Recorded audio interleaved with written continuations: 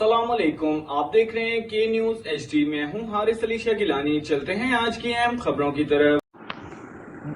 दुनिया भर की ताज़ा तरीन खबरों से बाखबर रहने के लिए हमारा चैनल सब्सक्राइब कीजिए। रुक करेंगे साहिवाल का, जहां से रिपोर्ट कर रहे हैं हमारे नुमाइंदे शान अहमद। साहिवाल म्यूनसिपल कॉरपोरेशन अमले की नाअहली शहरियों के लिए वबाल जान बन गई। सीवरेज के नाकस इंतजामात ने इंतजामिया की कारकर्दगी पर कई सवालात उठा दिए। शहर के गली मोहल्लों में हर तरफ पानी ही पानी, शहरी सरापा एहतजाज बन गए।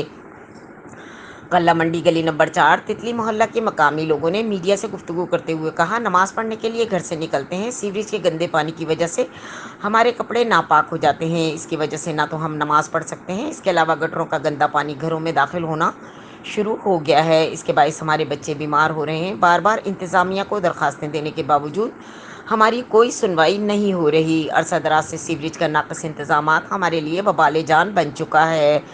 हमारी कमिश्नर साहिवाल से अपील है कि हमारा सीवरेज मसला फौरी तौर पर हल किया जाए।